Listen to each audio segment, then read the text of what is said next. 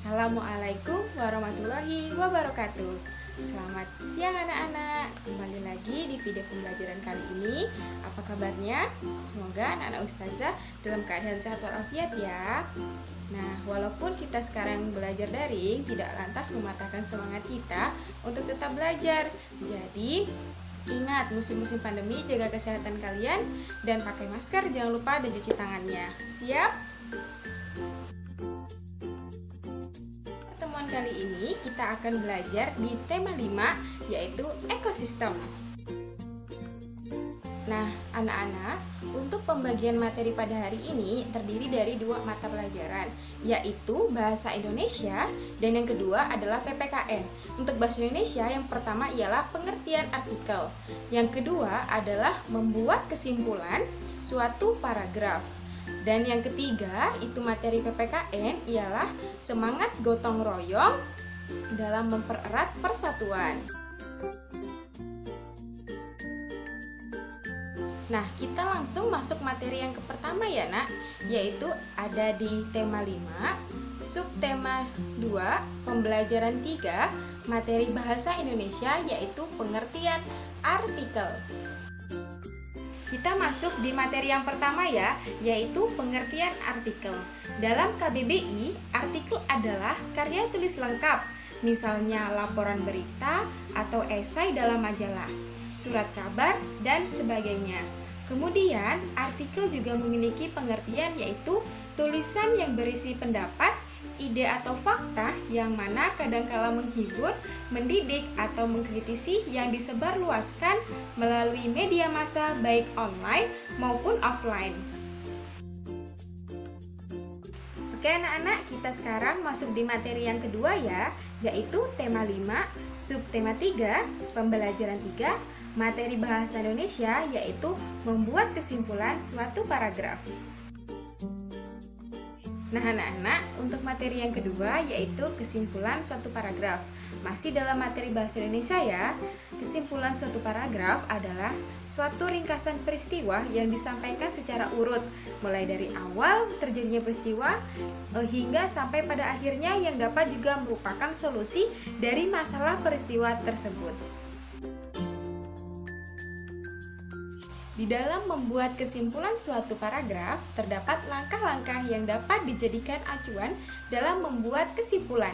Yang pertama ialah judul teks, yang kedua adalah ide pokok paragraf, dan yang ketiga adalah rangkaian ide pokok. Nah, kita masuk ke poin pertama ya, langkah yang pertama, yaitu judul teks. Judul mewakili isi paragraf. Dengan melihat judul, pembaca dapat mengetahui isi paragraf secara umum. Carilah ide pokok pada tiap-tiap paragraf yang merupakan runutas isi dari paragraf tersebut. Namun demikian, banyak paragraf yang tidak memiliki judul. Maka gunakan cara kedua, yakni mencari ide pokok tiap-tiap paragraf. Nah, kita masuk di langkah yang kedua ya, yaitu ide pokok paragraf. Di dalam teks memiliki satu ide pokok yang dapat terletak di awal paragraf atau deduktif, atau di akhir paragraf itu induktif. Oleh karenanya, teknik untuk mencari ide pokok ialah dengan membaca awal kalimat atau akhir kalimat. Nah, sekarang kita masuk di langkah yang ketiga ya, yaitu rangkai ide pokok pada tiap paragraf. Dalam kegiatan menyimpulkan, kita dituntut untuk menceritakan kembali atau meringkas isi paragraf teks dengan kalimat yang ringkas dan sederhana tanpa mengubah makna dari isi teks tersebut. Nah anak-anak, sekarang kita masuk di materi yang ketiga ya, yaitu PPKN. Ada di tema 5, subtema 3, pembelajaran 3, materi PPKN, semangat gotong royong mempererat persatuan.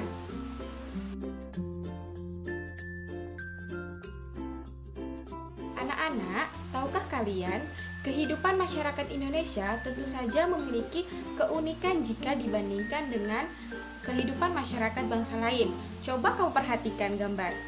Nah, bagaimana budaya dan kehidupan sosial begitu mempengaruhi keragaman yang dimiliki oleh masyarakat bangsa ini? Salah satunya budaya gotong royong. Kalian bisa lihat. Nah, gotong royong merupakan budaya asli yang dimiliki oleh masyarakat Indonesia. Dan setiap daerah tentu mengenal budaya ini, meskipun penyebutan di setiap daerah berbeda-beda.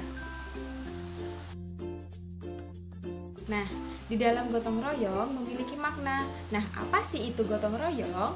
Menurut Insinyur Soekarno pernah mengungkapkan bahwa gotong royong adalah pembantingan tulang bersama, pemerasan keringat bersama, perjuangan bantu-membantu bersama, amal semua buat kepentingan bersama, keringat semua buat kebahagiaan semua. Nah, dapatkah kamu menyimpulkan pengertian gotong royong dari pendapat Insinyur Soekarno tersebut? Nah, kemudian di dalam KBBI atau Kamus Besar Bahasa Indonesia, gotong royong berarti bekerja sama atau bekerja bersama-sama, tolong menolong dan bantu membantu. Nah, anak-anak, kira-kira masih adakah semangat gotong royong dalam hati masyarakat Indonesia? Nah, ternyata budaya gotong royong mulai memudar, terutama di daerah perkotaan. Masyarakat di daerah perkotaan cenderung individualis. Mereka sibuk bekerja sehingga kurang bersosialisasi dengan masyarakat. Nah, di dalam gotong royong memiliki arti penting, yaitu arti gotong royong dalam proses pelaksanaan gotong royong.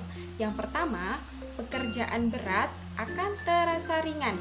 Yang kedua, gotong royong akan membuat pekerjaan menjadi cepat selesai. Yang ketiga, gotong royong mengajarkan saling mengenal dan bekerja sama sehingga memupuk persatuan dan kesatuan. Yang keempat, gotong royong dapat meleburkan perbedaan dalam tujuan yang bersama. Nah, anak-anak, ternyata gotong royong itu mampu menciptakan persatuan. Melalui gotong royong, pekerjaan berat akan terasa ringan. Oleh karena itu, gotong royong harus dibiasakan dalam kehidupan.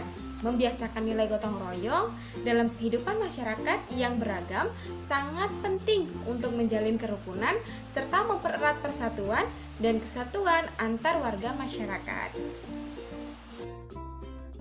Nah, anak-anak, membiasakan nilai gotong royong bisa dilakukan dengan beberapa cara, yaitu yang pertama, bergaul tanpa mempermasalahkan perbedaan latar belakang teman. Kemudian yang kedua, mendengarkan penjelasan guru di kelas.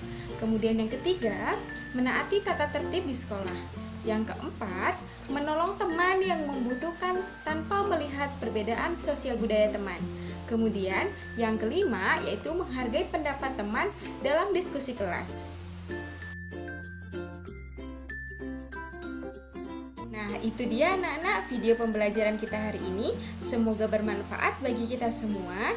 Nah, dan jangan lupa anak-anak yang sudah menonton video ini, silakan tuliskan nama kalian di kolom komentar ya.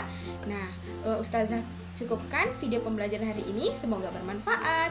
Dan jangan lupa jaga kesehatan kalian ya di musim-musim pandemi ini. Terima kasih telah menyimak video pembelajaran ini. Ustazah akhiri, Assalamualaikum warahmatullahi wabarakatuh. Terima kasih.